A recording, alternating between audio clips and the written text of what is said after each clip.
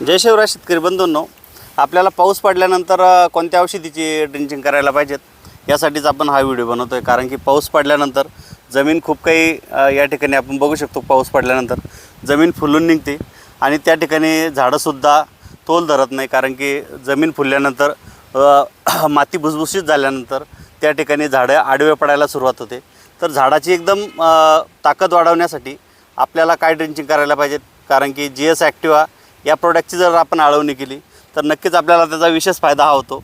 कारण की जे झाडाच्या रूट मोकळ्या झालेल्या असतात त्या ठिकाणी जास्तीत जास्त रूट रुजवण्यास सुरुवात करतं।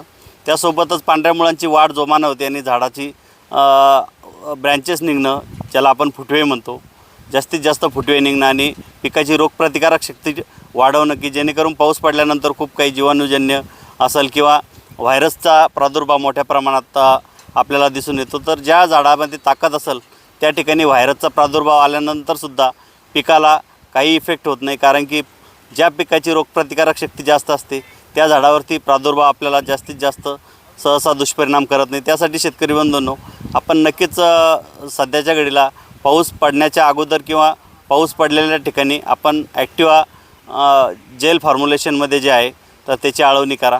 थँक्यू। जय शिवराय।